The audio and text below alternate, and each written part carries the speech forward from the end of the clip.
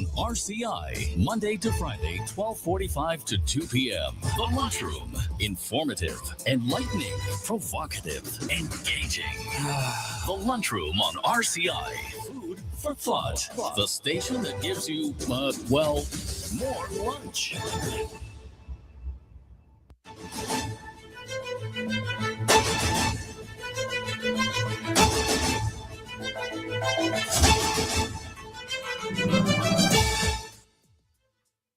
Good afternoon and welcome to the Lunchroom on Radio Caribbean International for Thursday, the 5th of February, 2026. And of course, you can get us at our website, rcisaintlucia.com. We're streaming live as well on our Facebook page. You just have to search for the official page of Radio Caribbean International. We're also on YouTube, so you can check us out on that platform. And of course, for those of you on radio, it's 101.1 FM. I'll look back in time for today, and back in the year 1885, on this day, King Leopold II of Belgium established the Congo as his personal colonial possession. In 1945, on this day, during World War II, U.S. troops under General Douglas MacArthur entered Manila in the Philippines after a month-long battle ending 3 years of Japanese military occupation. And on this day in 1969, the U.S. population reached 200 million people. A bit of film history as well. 1936, a silent film called Modern Times, written by and starring Charlie Chaplin, was released. And a bit of sports history as well. 1972, Bob Douglas was the first African American elected to the Basketball Hall of Fame. We now head across to our dish of the day.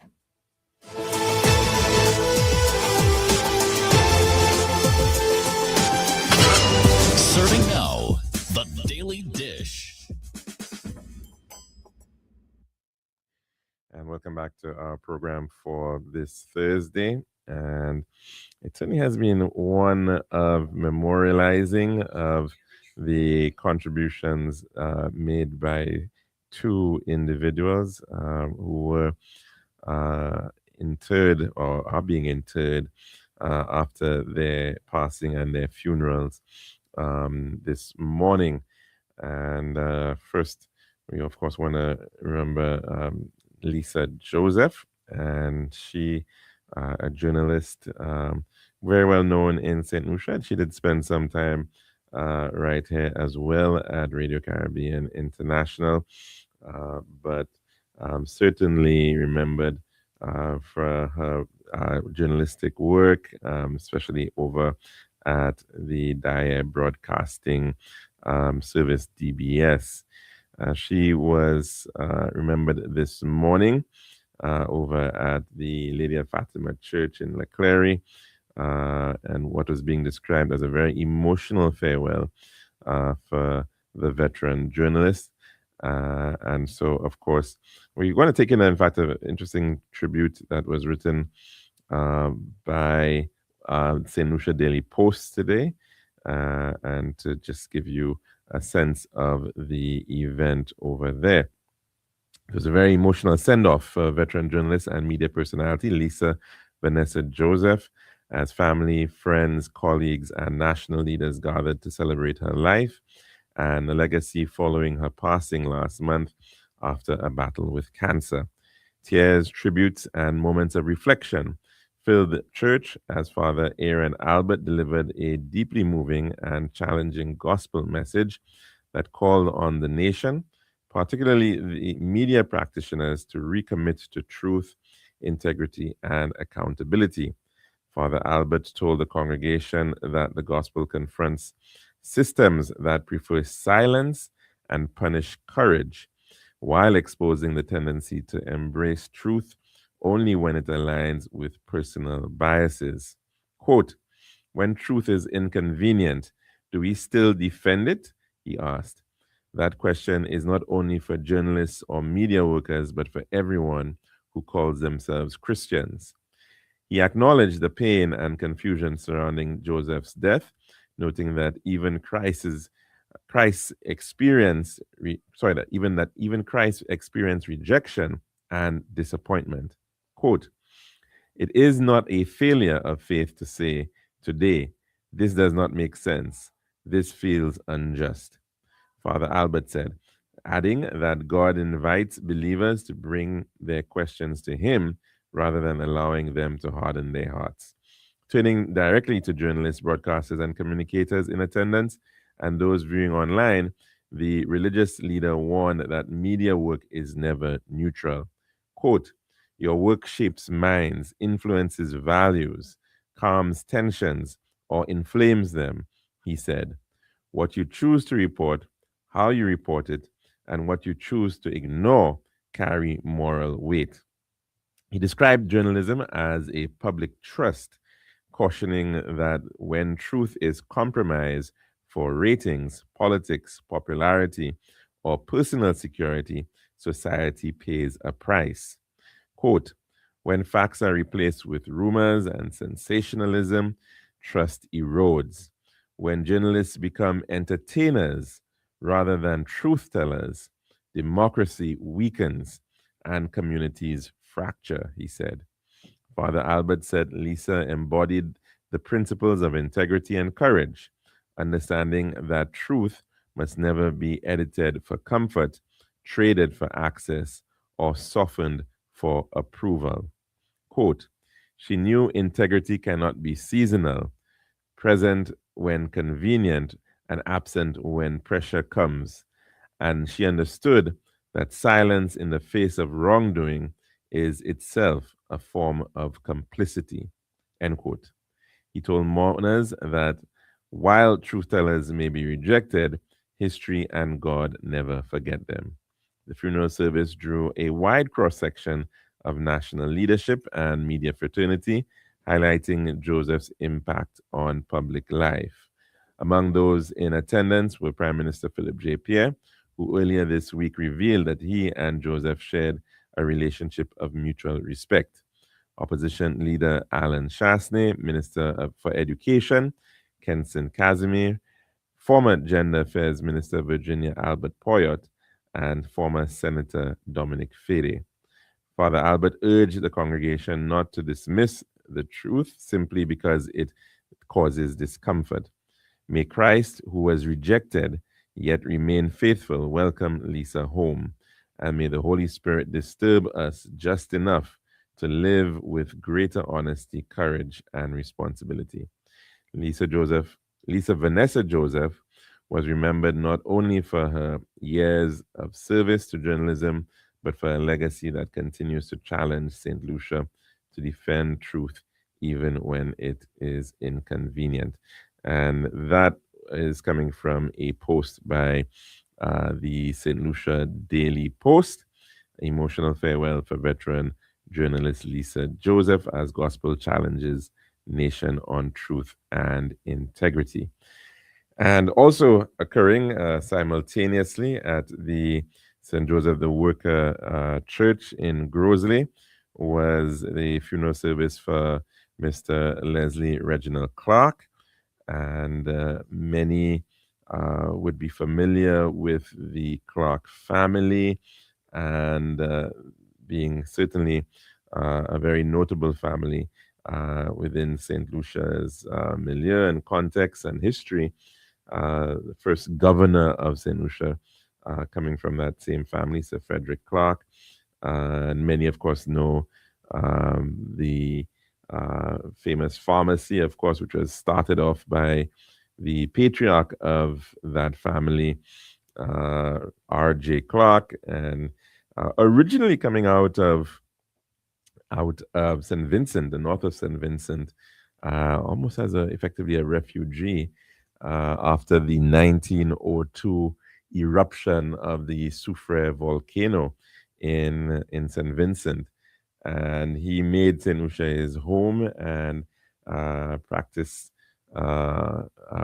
pharmacology, and he was a druggist, as they would be called in those days, and provided a very necessary service to especially the people of Castries.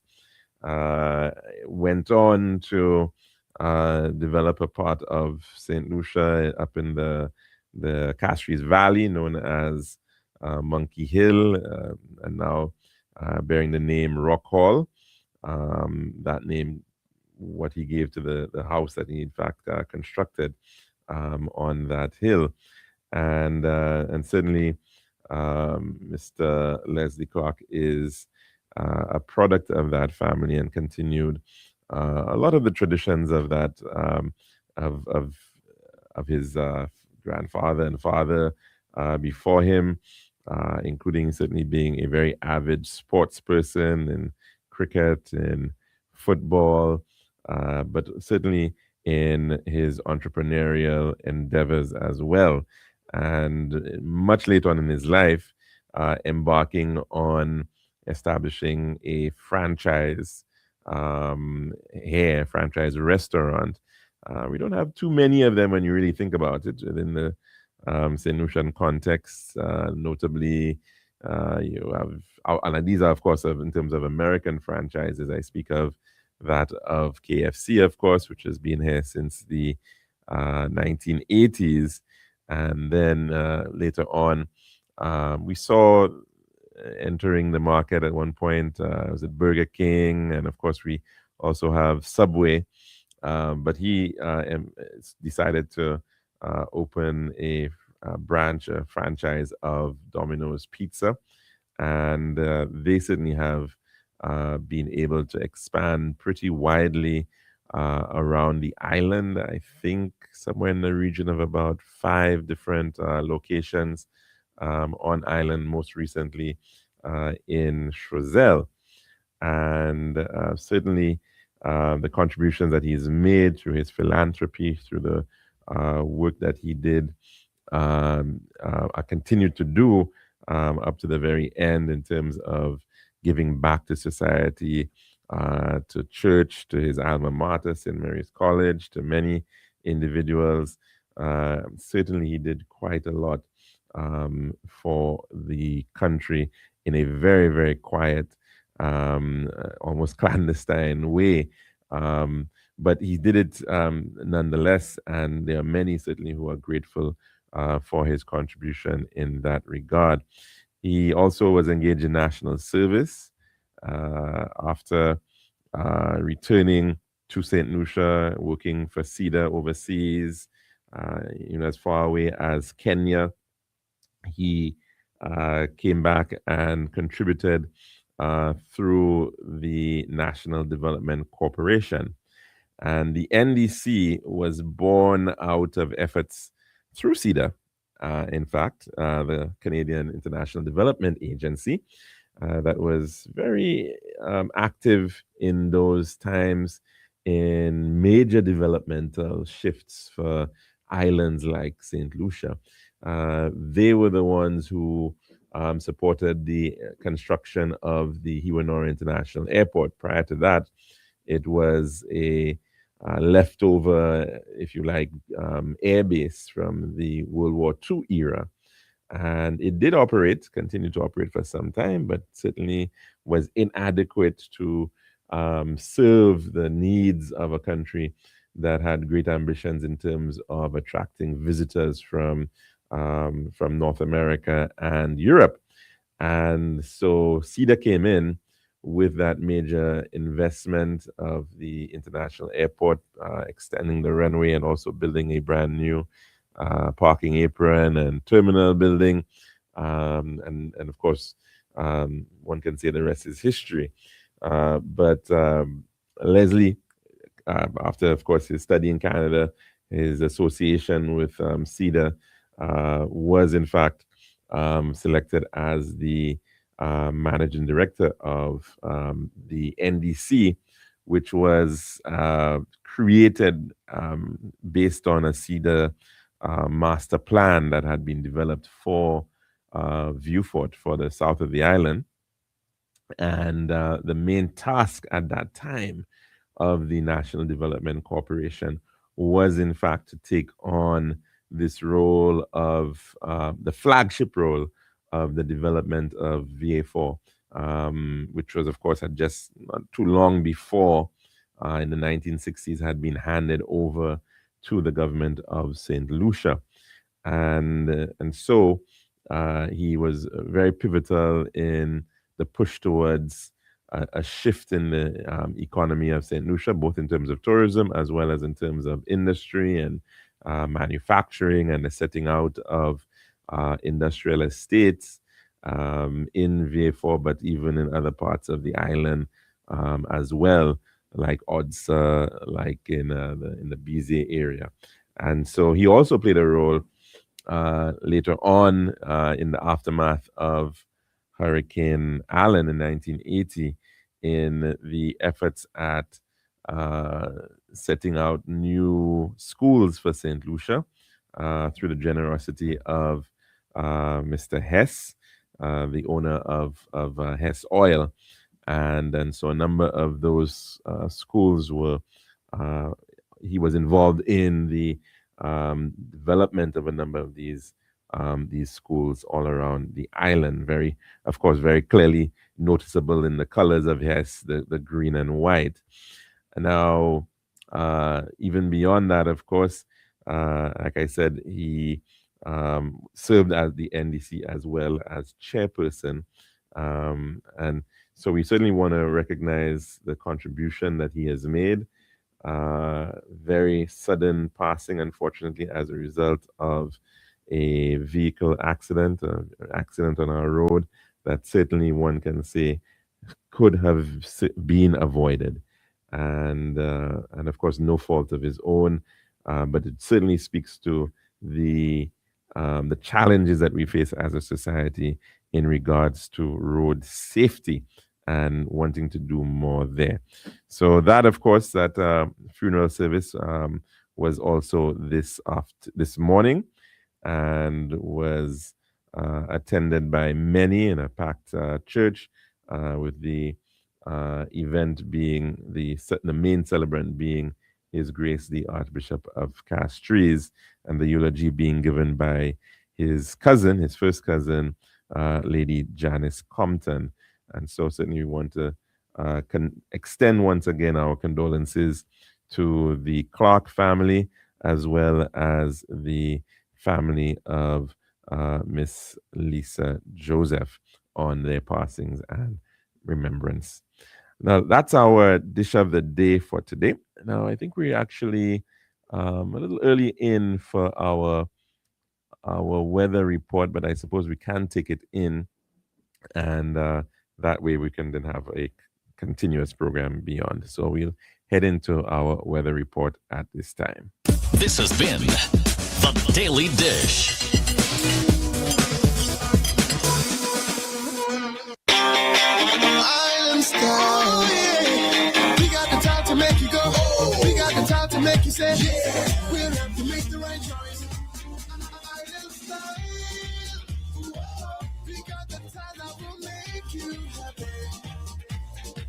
Island style. Oh yeah. Can make your dream come alive. In Island style. We have times and things, set pieces and ground. Everything you need is on the outside. For the best price and the latest style. Take a little drive down to Island Style car. We got the time to make you go. We got the time to make you say, yeah. Quality, price, service, choice. It's all an Island Style. Visit us at our showrooms in Bellarosa, Rodney Bay, on the John Compton Highway, Castries, and behind Ruby's Gas Station on the Library Viewport Highway. So call us on 450-452 or 453-TILE. Island Style, Tile and Bath. When you think tile, think Island Style. This is Radio Caribbean International. It's now time for the weather news.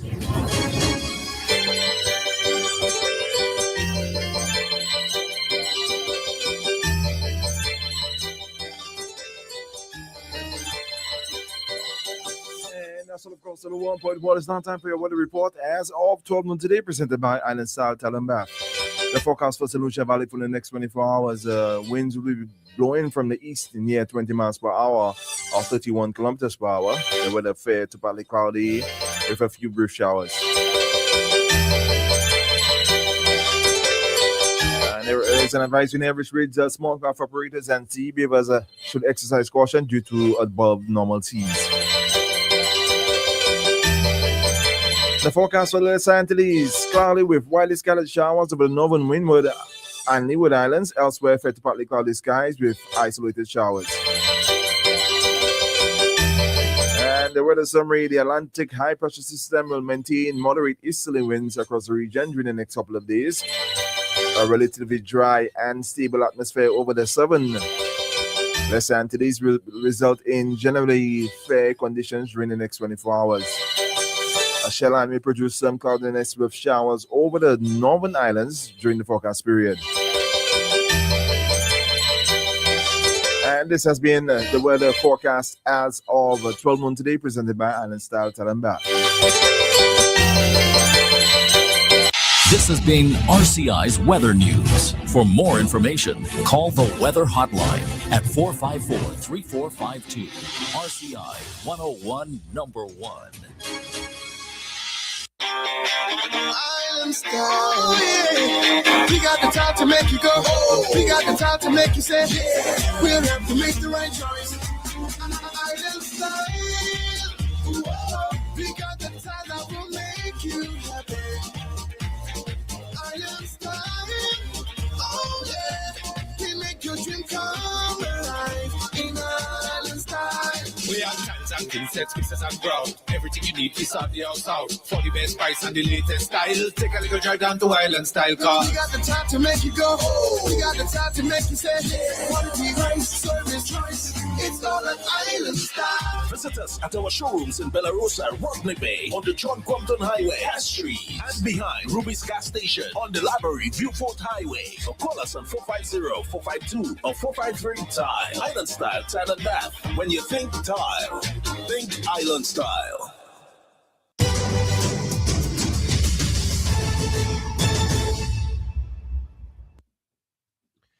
Welcome back to the lunchroom here at Radio Caribbean International. Now, of course, we are noting very cold days for Cuba and very dark days indeed. Ironically, not too long ago, I think just a couple of days ago, in the province of Matanzas, I think it was, in Cuba, they recorded for the first time ever in its history sub-zero temperatures. The weather alone is not the only thing that has gone cold in Cuba. They are facing very severe and tightening economic embargoes, being placed and blockades being placed on that country, that Caribbean country, due to American efforts. Now, this is something that we've known has been going on for a very long time in terms of the embargo, and it is only becoming tighter. And if you've been following, if you've been paying attention to what is being said out there, you would perhaps very well understand the nature of what is at play. And many have said it already. It appears that the United States government currently is looking at trying to achieve regime change in Cuba. Now, there's been quite a bit of a furor in the local news as a result of a statement made by St. Lucia's Prime Minister Philip Pierre at a recently held conference on the social determinants and race determinants towards health outcomes, and that was held right here in St. Lucia, the second installation of that conference, at which there were a number of doctors present, and within which the Prime Minister was pointing out the challenge that countries in the Caribbean, like St. Lucia, are currently facing because of U.S. pressure. The statements being made, of course, by the United States have generally been directed on the matter of the Cuban medical mission, and they have claimed that this mission is somehow the abuse of the Cuban population, Cuban health workers, with the Cuban government effectively using them or as pawns in terms of getting revenue and money for that country. That certainly does not apply, as far as I am aware, and as we have been told, in the case of St. Lucia. Medical professionals who are from Cuba, they in fact are paid fully in the normal rates as any medical professional would receive if they were coming to work in the public healthcare system here. And I think the same exists pretty much in all the CARICOM countries. That has been going on for quite some time to our great benefit. Certainly was escalated during the COVID-19 period when the need for additional medical and health staff was very much necessary. But it still is a major challenge to this day. We have an inadequate number of medical professionals, particularly to be able to support the public health sector here in St. Lucia. And so the need to be able to do so is very much tied to our relationship, our diplomatic relations with Cuba. But in addition to that, even the health professionals we do have, I would hasten to say the majority of them at this point are probably Cuban trained. They've went to university in Cuba and are back in St. Lucia giving their time and service. We have, of course, seen over the years St. Lucians going to many countries around the world, inclusive, of course, right here in the Caribbean, to be able to pursue medicine. And many of them, in a lot of instances, have actually not returned. In the case of Cuba, the vast majority of them, as far as I'm aware, actually come back and spend a portion of their time, certainly at the very least, here in St. Lucia. They may very well migrate later on, but they generally stay here. And of course, so the big question which has been asked is that if we are now facing this crisis in respect of Cuba, if you are telling islands here in the Caribbean that they cannot access Cuban healthcare professionals, if you are telling them even furthermore, right, that you may not even be able to even go to Cuba to study, then what are these islands expected to do in these dire straits? Of course, we recently heard denial coming out of the or I should say a statement coming out of the U.S. Embassy in Bridgetown, Barbados, indicating that the U.S. authorities, at least there, have not had recent discussions with the St. Lucia government on matters of international education. That is how it was couched. Did not indicate whether the conversations were ever had in the past. And certainly still went on to quote unquote condemn the ongoing Cuban medical missions, calling them illegal and inhumane. So, of course, the situation that our islands face at this time is very dire, but it's also very dire because of the pressure that is being put upon Cuba itself. And I think we have a few clips because I think it's important for people to be hearing exactly what is in fact going on in Cuba right now in terms of their own situation. And since the efforts of the U.S. changes in respect of Venezuela, we're seeing massive amounts of oil coming out of Venezuela today and headed to the United States of America. Some of them, of course, are being stored temporarily in islands like ours and other places where there are such facilities and terminals available, but headed to the oil refineries of America, so much so that the word is that these oil refineries are now having a hard time to be able to deal with this current surge, this massive surge of Venezuelan oil. But even with this massive amount of oil now being available for Americans, who of course already have plenty of oil, it is the absolute reverse in the case of Cuba. And the United States has tightened the embargo, preventing oil from Venezuela to head to Cuba. And the implications there are so dire that we're hearing that there may not even be enough oil to last the rest of the month in Cuba. So I think let's take in a clip. I think there are two of them that we have lined up, and we can play the first one on this matter of Cuba.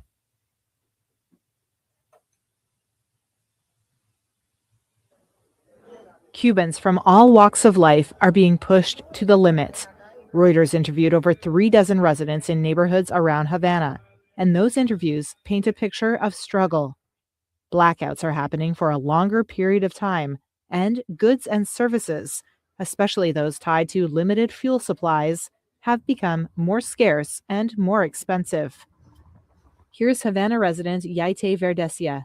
Los precios de la alimentación del ser humano, por lo menos las necesidades principales. Food prices keep going up instead of going down, and no salary is enough to get through the month. Everything is critical. Todo está crítico. Cuba's peso has lost more than 10% of its value against the dollar in 3 weeks, pushing up the price of groceries. And getting around is harder than ever as Cubans face fuel shortages, with first Venezuela, then Mexico, halting oil shipments to the island. This man said he signed up for a ticket to buy fuel over a month ago and still hasn't received it. U.S. President Donald Trump has said tariffs will be imposed on imports from countries that supply Cuba with oil, boosting the pressure on Washington's longtime foe in the wake of the ousting of Venezuelan President Nicolas Maduro, a key Cuban ally. On Friday, Cuba's foreign minister declared an international emergency in response to the U.S. tariff warning, which he said constituted an unusual and extraordinary threat. Julia Anita Cobas, a 69-year-old housekeeper, gets up at 4 a.m. each morning for a 10-mile commute that now approaches 4 hours round trip. With less public transportation available, the journey has become longer and more costly. She told Reuters, quote, "Life is hard, but we rise to the occasion." But 32-year-old Aimee Milanes said neither the Cuban nor the U.S. government offered her much hope. She said, "This is survival, nothing else." Claro, esto es supervivencia, más nada.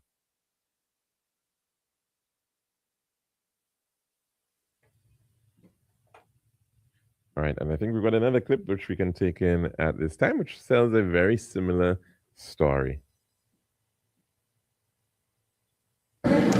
Cuba's oil supplies are choked, and now reserves are also drying up. U.S. President's oil embargo is pushing the country in the dark. The communist government has been at odds with Washington for decades, with Trump administration openly claiming a regime change goal. Now, Cuba's survival chances have turned grim.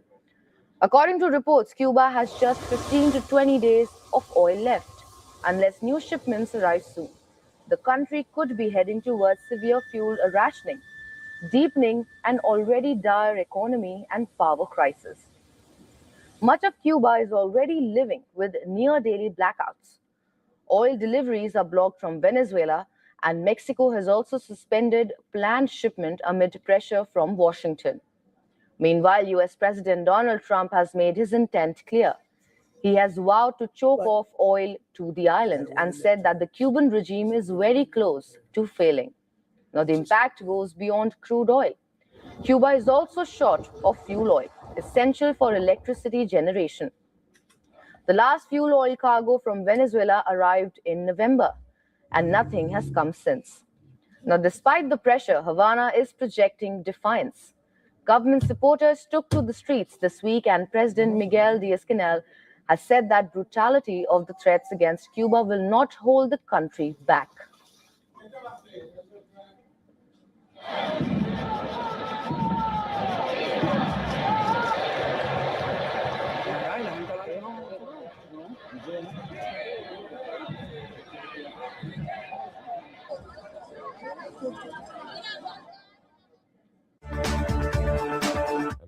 few scenes there, which we couldn't see, of course, showing people marching through the streets holding candles and protesting the current situation.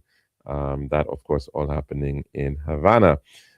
We have one more clip, and this one is from CNN, and it's an interview with the Deputy Foreign Affairs Minister of Cuba speaking on the current crisis.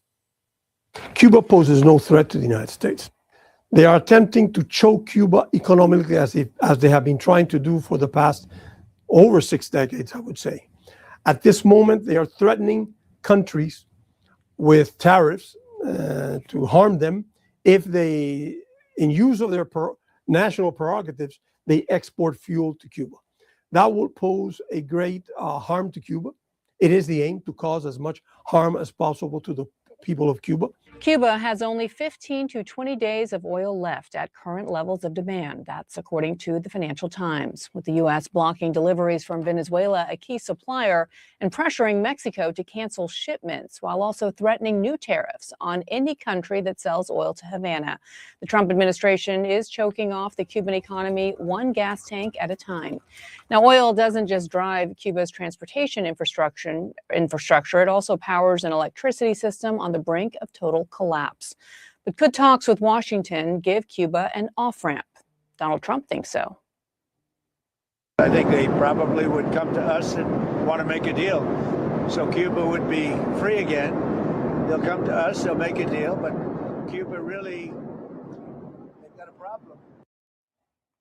Carlos Fernandez de Cosio is Cuba's deputy foreign minister and its top diplomat for U.S. affairs. And he says Havana is even now exchanging messages with Washington and is ready for meaningful dialogue. Carlos Fernandez de Cosio, welcome to the program. So it appears that you are confirming what we heard from President Trump when he said that his administration is talking to the highest people in your government. He also says that he expects a deal.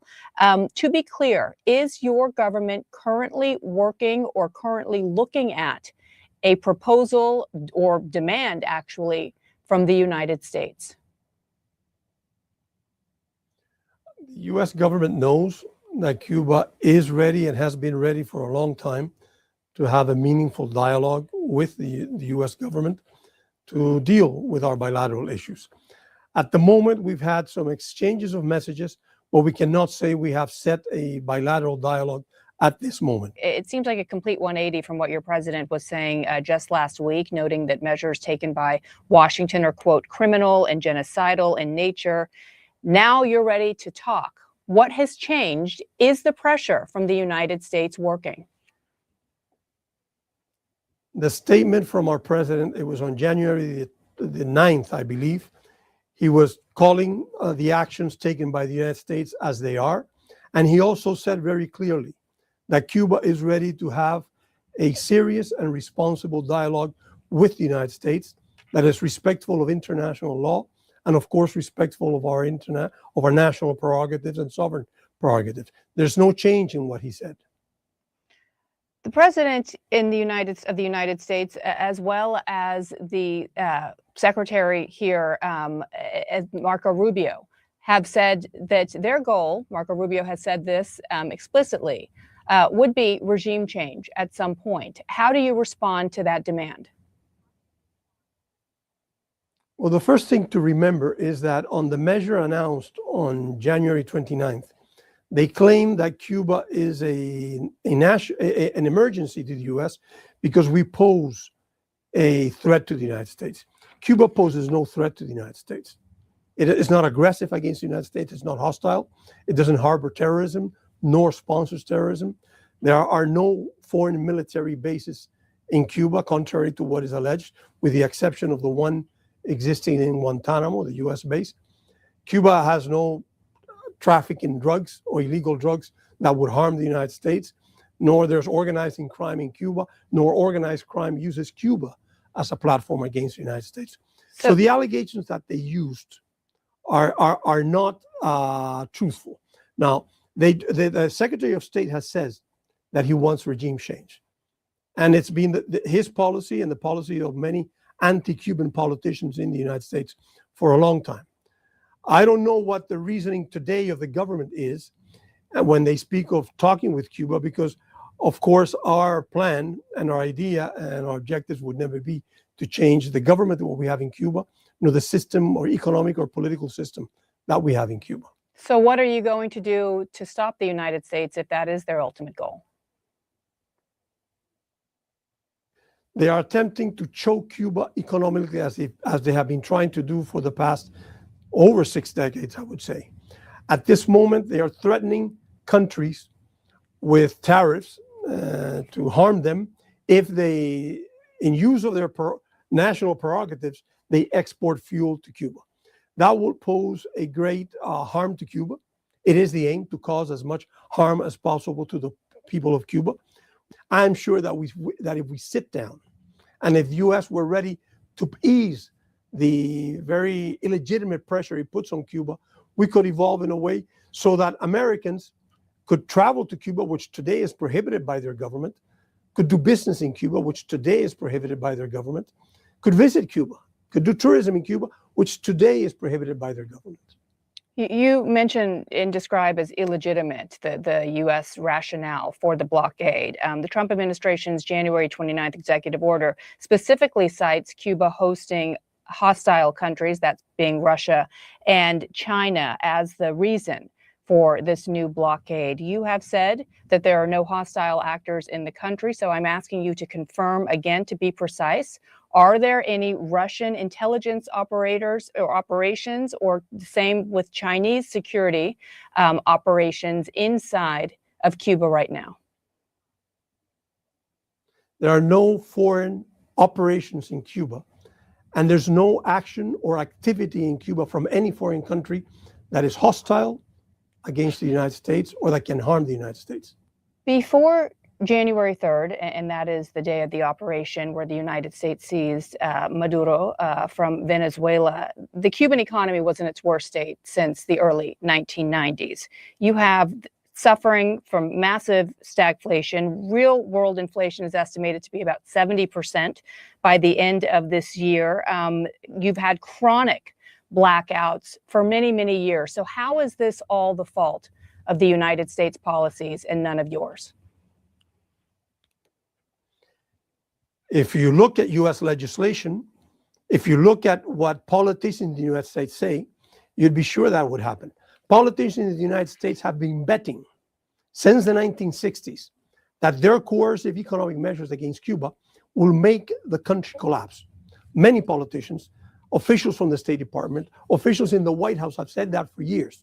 It's a miracle, I would say, for them that Cuba has lasted so long.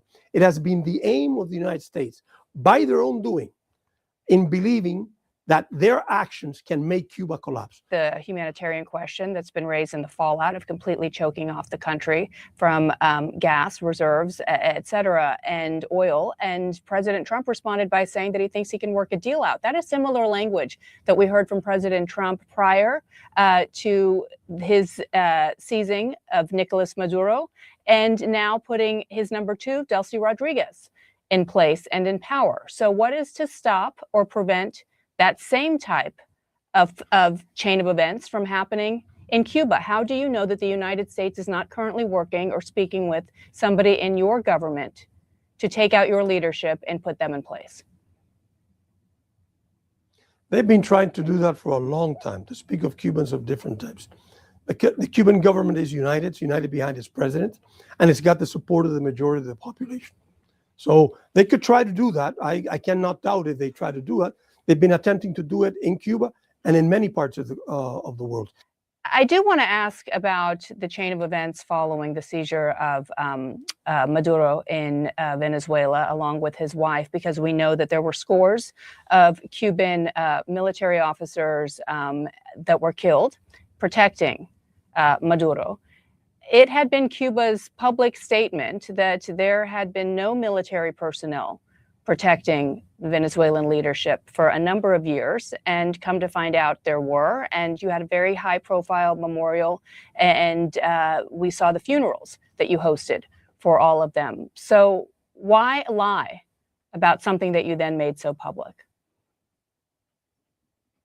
To say that we're lying is a strong word. In 2018, 2019, and 2020, when this was raised, we're very clear. We have no troops in Venezuela. We do not participate in military operations in Venezuela. That was what we said consistently. What was in Venezuela, and the officers that, as you claimed, lost their lives there, were security detail, personal security detail for the president of Venezuela. That was paying? In no way is equivalent to troops. People know what troops are. There was no regiment. There was no battalion. There were not heavy machinery in terms of military of Cuba in Venezuela.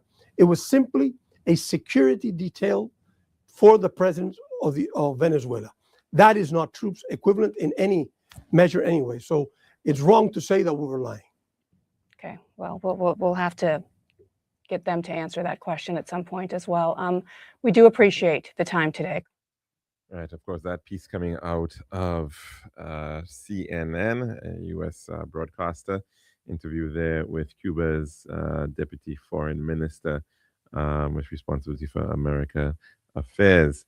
Now, the situation, of course, is very dire in respect of Cuba, and lots of pressure being brought, not on Cuba directly, but in addition to the direct pressure on Cuba, pressure being brought to bear on any country assisting Cuba. And that, of course, is where you have a number of very interesting alliances afoot. Just to give you part of that, coming out of a site called peoplesdispatch.org, speaking to the entire matter of what's going on there. It says a new economic threat to Cuba's partners. The measure seeks to encourage countries that still offer aid to the blockaded island to reconsider their position regarding the revolutionary government. Even prior to the invasion of Venezuela on January the 3rd, Cuba had lost its main energy partner when Washington imposed a naval blockade on Venezuela. Cuba is now experiencing a national energy crisis as a result of the U.S. economic blockade, which has intensified after Washington forced the Venezuelan authorities to cut off the supply of hydrocarbons to Cuba. Among the countries that collaborate with Cuba on energy matters is Mexico, which many analysts believe is the main target of Washington's warning. Russia and China could also be affected if they decide to continue their collaboration with Cuba. For now, Claudia Sheinbaum, president of Mexico, has said that aid to Cuba will continue in such a way that it does not put Mexico at risk. She said she will request more information from the U.S. the U.S. State Department on the scope of this measure, but she will not abandon the tradition of solidarity and respect that Mexico has maintained with all Latin American countries. Quote, the application of tariffs could trigger a far-reaching crisis affecting hospitals and food supplies, a situation that must be avoided in accordance with international law, said the president. Indeed, within the framework of this new form of U.S. foreign policy, Cubans will undoubtedly be the most affected. The civilian population could find itself in dire straits without transportation and energy, which compromises the most fundamental aspects of people's lives. This was stated by Jorge Legañoa, president of Prensa Latina. What is the goal? The goal is genocide of the Cuban people, and if the tariffs are implemented, the effect would be to paralyze electricity generation, transportation, industrial production, agricultural production, the availability of health services, water supply, in short, all spheres of life. And so a very difficult situation that Cuba is finding itself. Of course, a very resilient country, we do know, a country that has been able to be more than one can never imagine the extent of resourcefulness that they have been able to engage in as a society, as a nation. And we have seen it in so many areas. In the areas of agriculture, for example, you will still see they may not have tractors, but they are still using horses and other animals to be able to plow land Of course, you saw the ingenuity in respect of keeping vehicles that are well beyond what would be considered the normal life cycle of a vehicle. You're seeing, of course, the very famous antiques from the 50s still running on Cuban roads. But there had certainly been a significant shift in the Cuban economy during the 2000s. The ability, the wealth coming back into Cuba from the tourism sector, largely buoyed through investments by Canadian and European hoteliers, and as well money coming back into the country through the many professionals, Cuban professionals, who had gone the world over and who were in fact sending, repatriating money, remittances to Cuba, and bringing back, of course, as well, a lot of that newfound wealth in the form of vehicles, and so there was certainly a buzz of change in Cuba, a restoration of old Havana, a lot of building going on, and of course this has been certainly eroded, tremendously eroded of late. A country that got a taste of what things could become, and now again finding themselves in very, very dire circumstances in this current situation, facing blackouts, facing all forms of shortages. Not a very good situation, certainly, that a country that finds itself in the Caribbean is having to deal with at a time like this. And will there be a strong voice of condemnation from the CARICOM, from the Caribbean community? One of the areas that certainly they have been generally very consistent on the support for Cuba over the years, the voice of the Caribbean community at the level of the United Nations and other world fora or regional fora. It has been very important. So it is a very difficult situation, and certainly it appears that there is a very, very strong desire on the part of the U.S. authorities to see a change in the regime in the Cuban Republic. That's our program for today. And of course, we do hope that you can join us for another one tomorrow, God willing, of the Lunchroom on Radio Caribbean International. Take care.